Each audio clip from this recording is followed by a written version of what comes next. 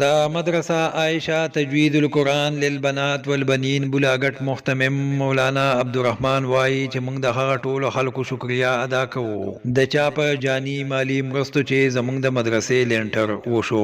هغوی وایي چې زموږ په کلي کې مدرسه نه وه چې له وجې به یې زموږ د کلي ماشومان او ماشومانې لرې مدرسو ته تلې. مولانا عبدالرحمن وایي چې موږ د هلکانو دپاره په خپله حجره او جنکو دپاره خپل کور کې مدرسه سټارټ کړه چې پکې ماشومان او ماشومانې سبق وایي. هغوی وایي چې کله غم یا ښادي وي نو بیا موږ ته تکلیف وي او د مدرسې چھټي وي. مولانا عبدالرحمن وایي چې موږ خپله ځمکه مدرسې ته وقف کړه او شکر دی د کلي علاقې خلکو او مسافرو پکې دومره مالي تعاون وکړو چې نن یې لینټر مکمل شو.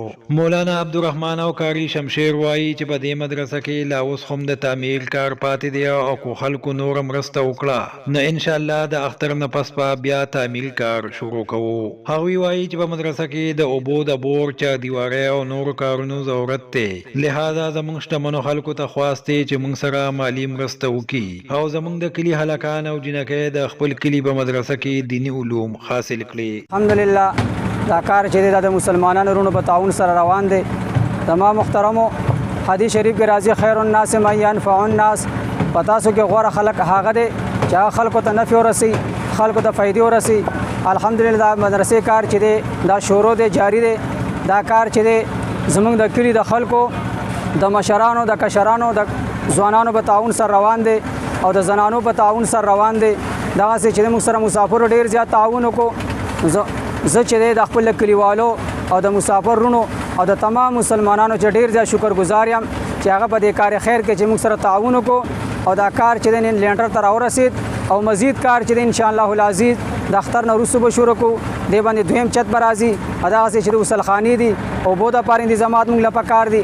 زما ټولو چې دی څومره زموږ مسلمانان ورونه دي یا خویندې دي هغه ټولو ته خواست دی چې په دې کار خیر کې چې موږ سره حصه واخلي او خپله حصه چې دی په دې مدرسه کې چې دی ولګوي. او دې سره سره څومره چې تاجر حضرات برادري ده تمامو تاجرانو ته چې دی هغه ناوګۍ سره تعلق ساتي یا تحصیل مندړ سره تعلق ساتي یا اهل بنیر سره تعلق ساتي، تمام تاجرانو ته زما د زړه د کومې نه اپیل دی چې تمام تاجران چې دی موږ سره خپل تعاون چې دی شامل حال کړي.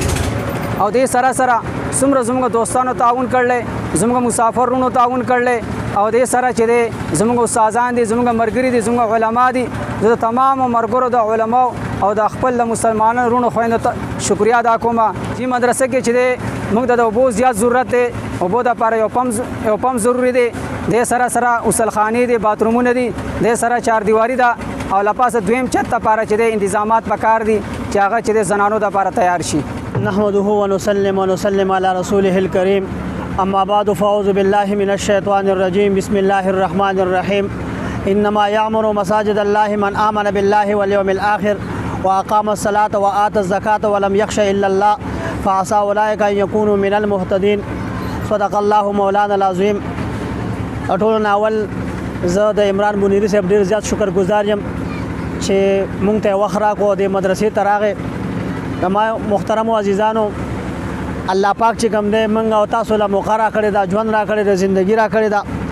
دا مدرسه چې کوم دی دا زیر تعمیر ده بولاګټ کلي کې.